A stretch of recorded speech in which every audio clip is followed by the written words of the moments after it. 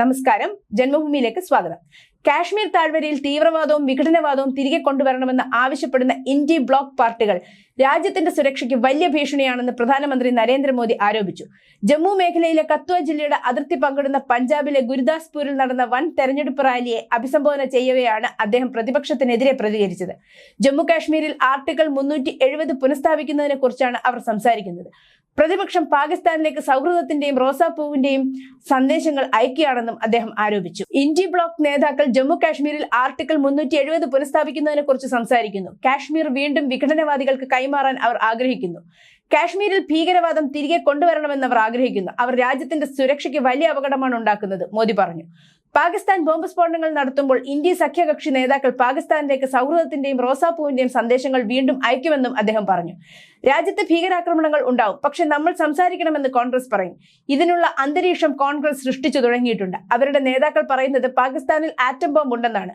പാകിസ്ഥാനെ പേടിച്ച് ജീവിക്കേണ്ടി വരുമെന്ന് അവരുടെ ആളുകൾ പറയുന്നു. ഈ ഇന്ത്യ സഖ്യകക്ഷികൾ പാകിസ്ഥാന്റെ ഭാഷയാണ് സംസാരിക്കുന്നത്, പ്രധാനമന്ത്രി പറഞ്ഞു. കോൺഗ്രസിന്റെ ആൾക്കാർ വിദേശത്തേക്ക് പോകുമ്പോൾ രാജ്യത്തിന്റെ പ്രതിച്ഛായ നശിപ്പിക്കുമെന്ന് പറഞ്ഞു. കോൺഗ്രസിന് ഇന്ത്യയിൽ വിശ്വാസമില്ലെന്നും അദ്ദേഹം പറഞ്ഞു. ഇന്ത്യ ഒരു രാഷ്ട്രമല്ലെന്ന് അവർ പറയുന്നു. അതിനാൽ അവർ രാജ്യത്തിന്റെ സ്വത്വം മാറ്റാൻ ആഗ്രഹിക്കുന്നുവെന്നും അദ്ദേഹം പറഞ്ഞു. ഡൽഹി കത്ര എക്സ്പ്രസ് വേ മുതൽ അമൃത്സർ പത്താൻകോട്ട് ദേശീയപാതയുടെ നിർമ്മാണത്തെക്കുറിച്ചും അദ്ദേഹം പരാമർശിച്ചു. കൂടാതെ റെയിൽവേ സൗകര്യങ്ങളും ഗുരുദാസ്പൂരിന്റെയും പഞ്ചാബിന്റെയും പുരോഗതിയും സമൃദ്ധിക്കും വേണ്ടിയുള്ള തന്റെ പ്രതിബദ്ധത പ്രകടിപ്പിച്ചു.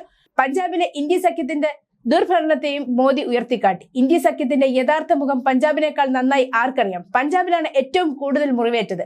സ്വാതന്ത്ര്യത്തിന് ശേഷമുള്ള വിഭജനത്തിന്റെ മുറിവ്, സ്വാർത്ഥത മൂലമുള്ള ദീർഘകാല അസ്ഥിരത, പഞ്ചാബിൽ വീണ്ടും അശാന്തി, പഞ്ചാബിന്റെ സാഹോദര്യത്തിന് നേരെയുള്ള ആക്രമണം, നമ്മുടെ വിശ്വാസത്തിന് അപമാനം. പഞ്ചാബിൽ കോൺഗ്രസ് കാട്ടിക്കൂട്ടിയത് ഒരുപാടാണ്. ഇവിടെ അവർ വിഘടനവാദത്തിന് ആക്കം കൂട്ടി. തുടർന്ന് അവർ ഡൽഹിയിൽ സിഖുകാരെ കൂട്ടക്കൊല നടത്തി. കോൺഗ്രസ് കേന്ദ്ര സർക്കാരിൽ ഉണ്ടായിരിക്കുന്നിടത്തോളം അവർ കലാപകാരികളെ രക്ഷിച്ച് സിഖ് കലാപത്തിന്റെ ഫയലുകൾ തുറന്നത് മോദിയാണ്. കുറ്റവാളികളെ ശിക്ഷിച്ചത് മോദിയാണ്. എന്നാൽ ഇന്നും കോൺഗ്രസും സഖ്യകക്ഷിയും ഇതിൽ വിഷമത്തിലാണ്. അതുകൊണ്ടാണ് ഇവർ രാവും പകലും മോദിയെ അധിക്ഷേപിക്കുന്നതെന്നും അദ്ദേഹം പറഞ്ഞു. പഞ്ചാബ് മുഖ്യമന്ത്രി ഭഗവത് മാന്നിന് സ്വന്തമായി ഒരു തീരുമാനം എടുക്കാൻ കഴിയില്ലെന്നും ഉത്തരവിടാൻ ഡൽഹിയിലെ തിഹാർ ജയിലിൽ പോകേണ്ടി വന്നെന്നും പ്രധാനമന്ത്രി നരേന്ദ്രമോദി ആക്ഷേപിച്ചു. ഡൽഹിക്ക് ദർബാരി പഞ്ചാബിൽ പ്രവർത്തിക്കുന്നു. പഞ്ചാബ് മുഖ്യമന്ത്രിക്ക് സ്വന്തമായി ഒരു തീരുമാനം എടുക്കാനാകില്ല. അദ്ദേഹത്തിന്റെ മാലിക് ജയിലിൽ പോയി പഞ്ചാബ് സർക്കാർ അടച്ചുപൂട്ടാൻ തുടങ്ങി. എക്സൈസ് നയവുമായി ബന്ധപ്പെട്ട കള്ളപ്പണം വെളുപ്പിക്കൽ കേസിൽ ഡൽഹി മുഖ്യമന്ത്രിയും ആം ആദ്മി പാർട്ടി മേധാവിയുമായ അരവിന്ദ് കെജ്രിവാളിനെ അറസ്റ്റ് ചെയ്ത് തടവിലാക്കിയതിനെ പരാമർശിച്ച് അദ്ദേഹം പറഞ്ഞു. News desk, Janmabhumi.